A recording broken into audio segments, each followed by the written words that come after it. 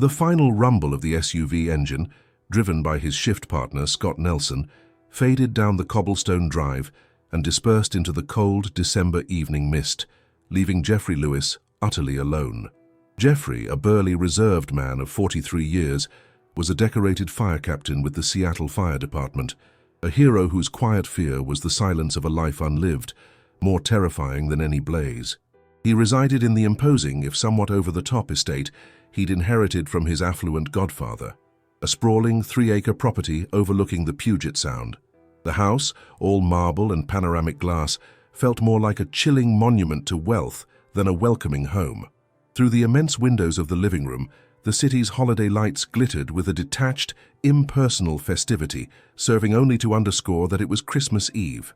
Jeffrey shrugged off his heavy wool jacket, the flannel shirt beneath feeling too soft, and moved to the massive ebony bar. He poured himself a substantial measure of a vintage single malt, a bottle he'd been saving for an occasion that always seemed to elude him. His parents had tragically passed in a car accident 22 years ago, and Martha Baker, his long-term fiancée, had recently walked out 4 months prior, citing his perpetual devotion to the job. He sighed deeply. Tonight, there was no duty to attend to, only the silent, wealthy company of his 6 dogs and the biting strength of the Scotch. Solitude, he felt, was a thick, invisible smoke, slowly suffocating him. He settled heavily into a vintage leather armchair, the glass weighty in his hand. He closed his eyes for a moment, the familiar pang of abandonment hitting him. His body craved the chaotic rhythm of the fire station, the loud camaraderie, the immediate necessity of overcoming the next emergency. Now his only emergency was the immense quiet space between him and the front door. A gentle knock, barely a sound, broke his morbid thoughts. "Captain Lewis?" The voice was soft, carrying a melodic lilt he couldn't quite place. "Excuse me, may I ensure everything is secured before I leave?" Jeffrey opened his eyes. Standing tentatively in the doorway was Maria Davis, the new housekeeper, who had only begun working 3 weeks ago. She looked young, perhaps 28, with dark hair neatly pulled back in a simple bun, dressed in a professional uniform that somehow still conveyed a distinct air of dignity. Her deep brown eyes held an unexpected kindness, a rare human light in the estate's cold grandeur. "It's not necessary, Maria. You're free to go home. Merry Christmas," he answered, striving for a tone of routine normalcy, desperate for her to leave so he could retreat into his carefully constructed shell of isolation.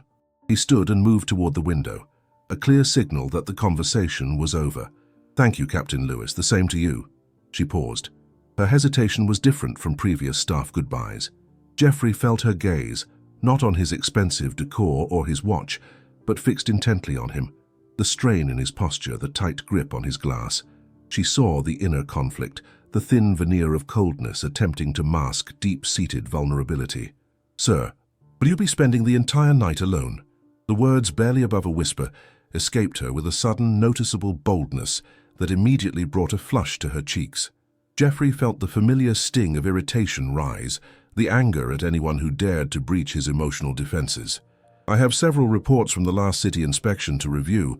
Tonight is perfect for uninterrupted work."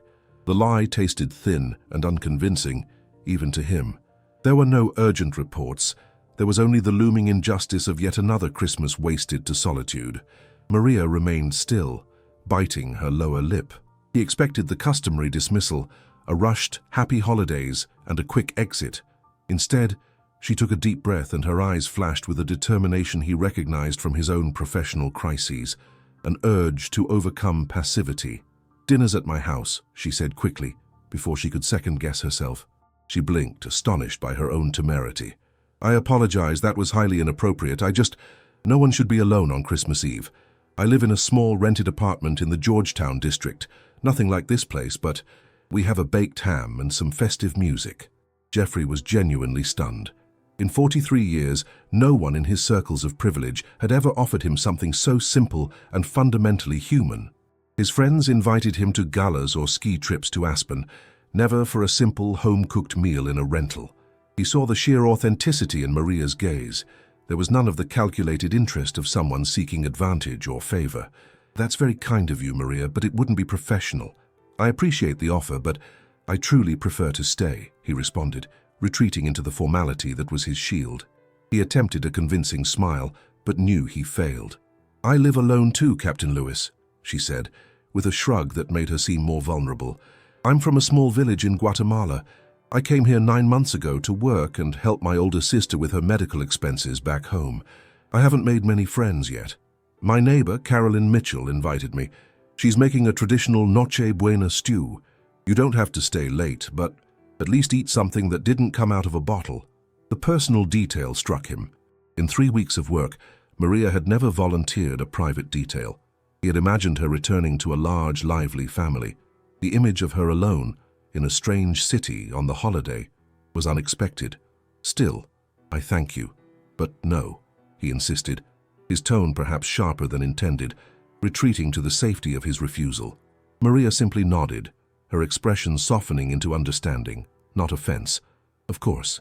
Please forgive my forwardness." She turned to leave but paused with her hand on the knob. "If you change your mind, it's at 1425 Rainier Avenue South. It's a yellow house with a porch swing and an old maple tree. Merry Christmas, Captain Lewis." And then she was gone, leaving him with a sense of emptiness that was different from his usual solitude. It was the sharp feeling of a missed opportunity. Geoffrey took a heavy sip of scotch and walked to the center of the living room, the crystal glass reflecting the cold brilliance of the gas fireplace. He looked out at the breathtaking view of Seattle. He was Captain Lewis, the man who had pulled over 45 people from blazing structures, the architect of a fire safety empire that yielded more money than he could ever spend. Yet, he was the man who would be utterly alone on the most emotional night of the year. He hadn't celebrated Christmas since his parents' death, using the all-consuming nature of his work to excuse the pain of loss. His phone vibrated on the coffee table. It was William Jones, his younger business partner. "Hey, Cap, still time to get over here. Karen Gonzalez is making that smoked brisket you love, and the kids are dying to show you their new gaming system." The same annual invitation, the same polite refusal. "Thanks, William, but I'll stay put. I have too many things I need to review." After hanging up, Geoffrey returned to the window. A light snow had begun to fall. He found himself picturing the yellow house, the porch swing, the festive glow of the second-floor window. It was ridiculous. He, Captain Lewis, having dinner at an employee's rented house in Georgetown. What could she possibly want? Favors, money, a competitive edge over the other staff. But the memory of her voice, "No one should be alone on Christmas Eve," resonated. He vividly recalled being 10 years old and spending his first Christmas alone after the tragedy, at the home of a cold legal guardian. The memory still haunted him. The grandfather clock in the hall struck 8:45 p.m. when Geoffrey, seized by a sudden, decisive impulse, exchanged the scotch for his jacket. He kept the flannel shirt on. He feared that any hesitation would allow his reason to reclaim control. He sped out of the garage in his vintage Chevrolet Chevelle 1970 in deep blue, a car he rarely drove, ignoring the quiet alarm of the sophisticated security system he had designed himself. Traffic was light. Geoffrey drove through the festively lit streets. As he moved away from the wealthy neighborhoods, the scenery shifted. Large homes gave way to smaller, multi-unit buildings, and vibrant street art began to appear. It was a Seattle he rarely saw. The snow intensified as he approached Rainier Avenue South. He drove slowly, searching for 1425. Suddenly he felt foolish. What would he say? How could he explain his impulsive presence? He was about to execute a U-turn when he spotted the house. The yellow siding, the prominent porch swing, and the faint light spilling from the window. Through the glass, he glimpsed the soft, warm glow of a modest, homemade Christmas tree. He parked the Chevelle a block away. He sat for 10 minutes, hands on the steering wheel, torn between the need to flee and the profound curiosity he couldn't suppress. Finally, he killed the engine, grabbed his keys, and stepped out. The snow was falling heavily, instantly soaking his jacket. He walked to the small entry gate, and before logic could fully reassert itself, he rang the bell. "Who is it?" Maria's voice came, slightly muffled from inside. "It's me," he replied, feeling strangely exposed. "I changed my mind." The door swung inward, and the surprise on Maria Davis's face was total, almost comical, before transforming into a radiant smile that instantly warmed the small space behind her. She wore a simple cream-colored sweater and jeans, a world away from her subdued uniform at the estate. The scent of homemade spices, cinnamon, sage, and fresh bread escaped the apartment, stirring childhood memories in Jeffrey that he had kept ruthlessly suppressed for 2 decades. "Captain Lewis, you are soaked," she exclaimed, throwing the door wide. "Please come in or you'll catch a cold." Jeffrey hesitated for just a second, sensing that crossing that threshold was more than just entering a room. It was crossing an emotional boundary, leaving the fortress of his privileged, solitary life behind. The apartment itself was small but intensely vibrant. The walls painted a welcoming terracotta hue, the furniture modest but deeply comfortable, and the small Christmas tree shimmering in the corner, adorned with ornaments that seemed to possess stories rather than price tags. It was a stark contrast to the cold, impersonal luxury of his mansion. "I apologize for showing up like this," Jeffrey said, feeling oddly cumbersome and awkward in his damp clothes. "I really should have called." "If you had called, I wouldn't have believed it," Maria responded with an unassuming ease that completely disarmed him. She vanished briefly and returned with a plush towel and a pair of oversized, fuzzy house slippers that looked comically small on his feet. "Dry your hair, and about that jacket." She reached out. "I have a sweatshirt that might fit while yours dries a bit. Please, make yourself comfortable."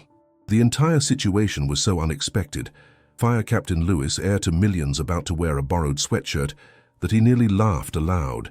He, who had been conditioned to control and command, was now yielding to the sheer simplicity and unadulterated kindness of his employee. "Don't worry, the jacket will dry," he said, but accepted the towel gratefully. "I'll take the chocolate, though, thank you." He settled onto the sofa, surprised by its genuine comfort, while Maria hung his jacket near a small humming space heater. She served him a mug of rich hot chocolate topped with a hint of cinnamon, a drink he hadn't tasted since he was 12 years old. "I was just finishing up the ham with a little Guatemalan twist," she continued, moving back to the small kitchen. "It's nothing fancy, but it's made with heart." Jeffrey watched her. Here in her own domain, Maria was a different person, more relaxed, more confidently herself. "You mentioned you came from Guatemala 9 months ago," he probed, wanting to know the life she had left behind. "What brought you to Seattle?" "I was born in a place called Antigua," she replied, her eyes softening with the memory. "It's a small historic city, known for its ruins. My grandmother was a talented textile artist and sold beautiful fabrics to the tourists. I lost her early this year. She was the only family I had left aside from my older sister, who is in Guatemala City and needs very expensive medical care that the local funds won't cover. I had to sell the small property I inherited to cover some initial costs and decided it was time to start over in a city big enough to disappear into and work hard." Jeffrey felt an uncanny connection to her story. He too had become consumed by the need to build something big after the deaths, using work as a shield against grief. The difference was that for him, the restart was financial. For Maria, it was a matter of survival and loyalty to her family. "I am truly sorry about your grandmother and your sister," he said, with a sincerity he rarely allowed himself to express outside of his professional calls. "I know what it's like to lose everything suddenly. My father died in a structural fire at our childhood home, and my mother followed 3 years later from illness. I was 20, and my godfather's construction firm was failing. I submerged myself into the work, turning it into a successful conglomerate. Work was my shield, my path to overcoming." "That's remarkable," Maria said, without any of the condescension or awe he typically expected. "But it must be lonely at the top, isn't it?"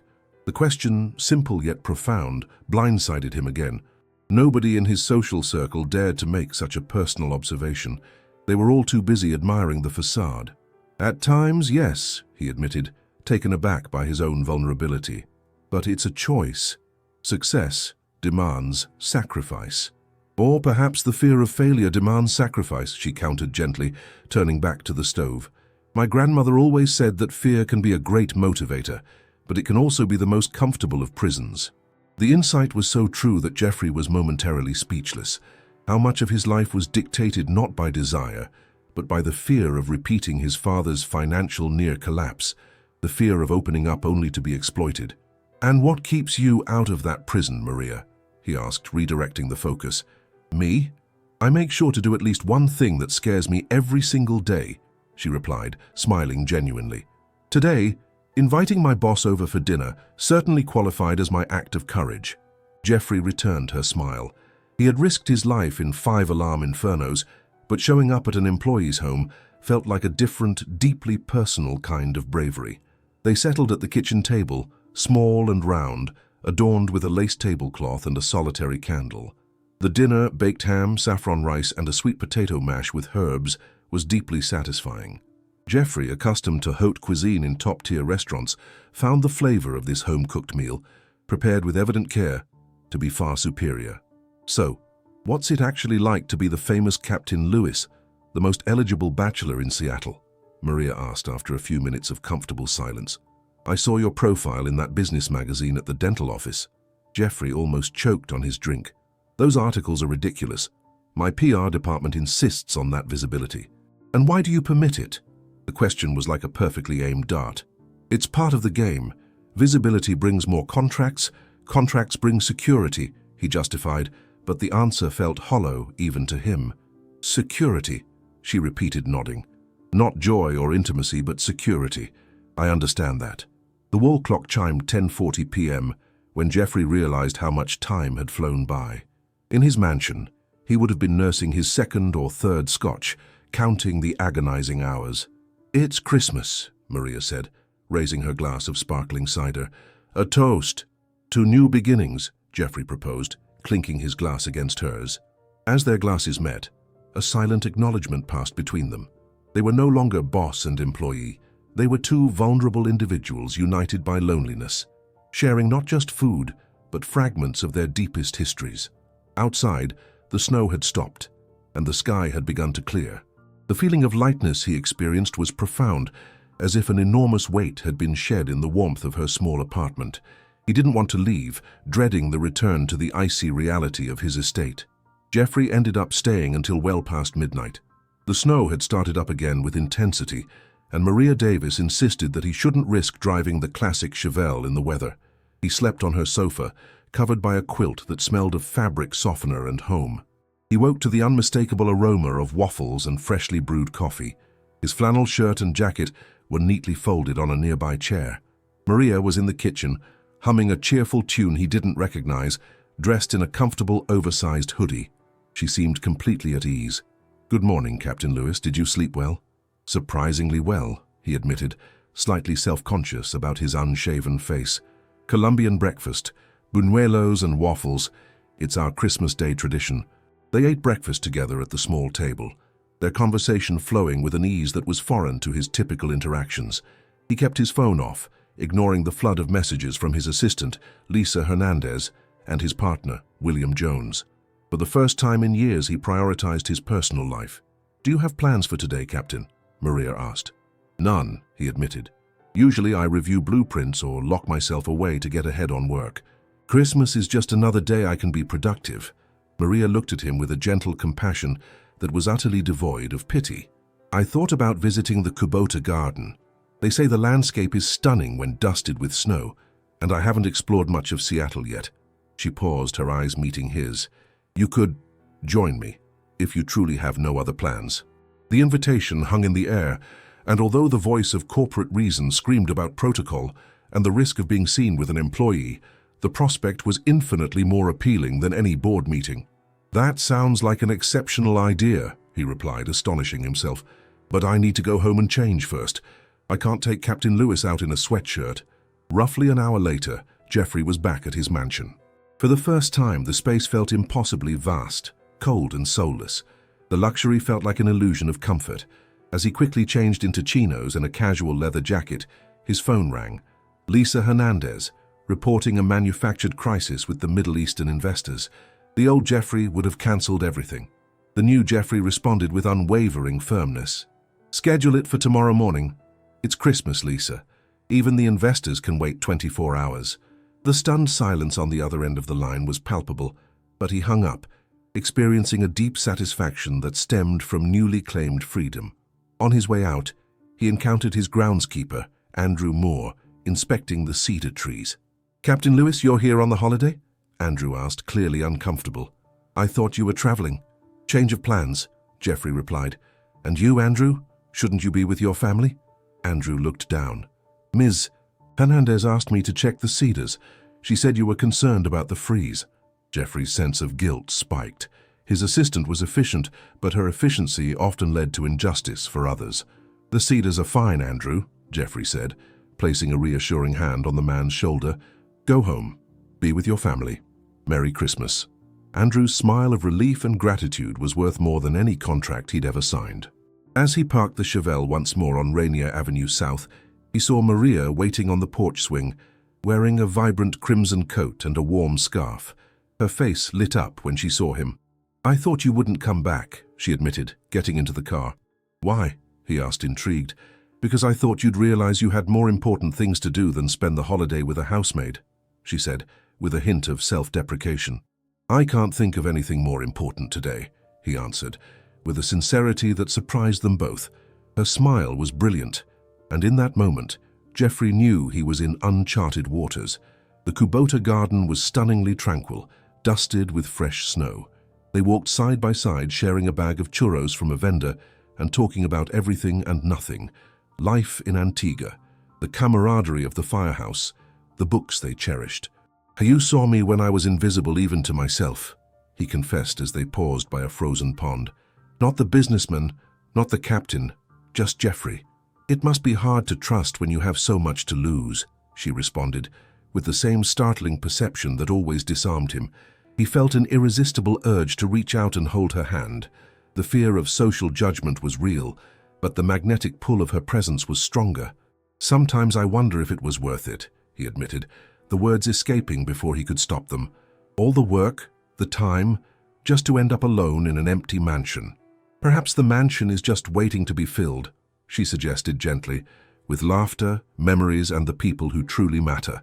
Their eyes met.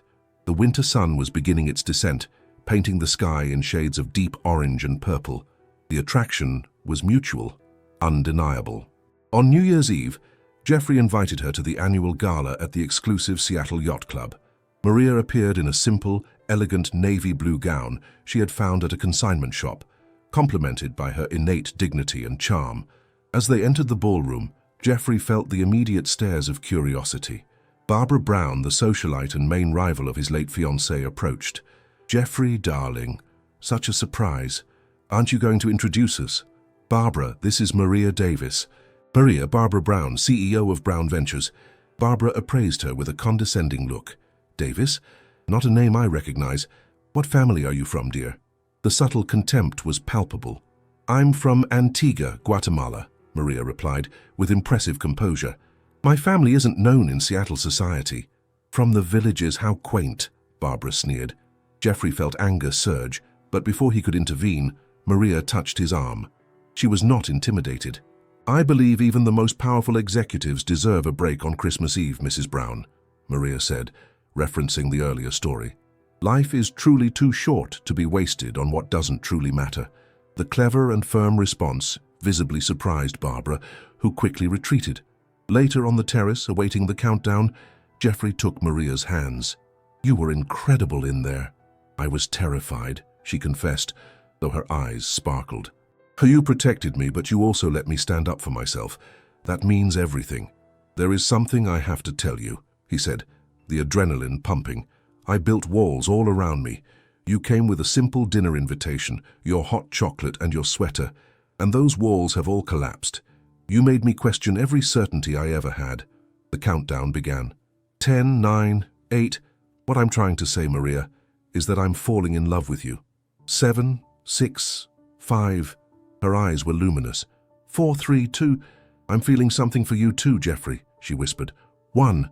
The sky exploded in fireworks as Jeffrey leaned down and kissed her. It was a kiss that held the promise of a new beginning, the final end of 22 years of isolation.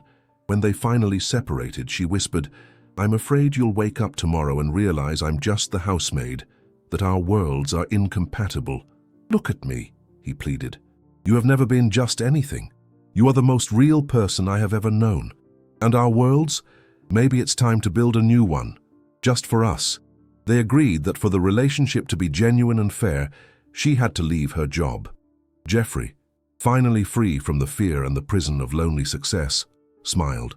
He was stepping into an unknown future, and for the first time, he welcomed it. "Happy New Year, Maria, the first of many."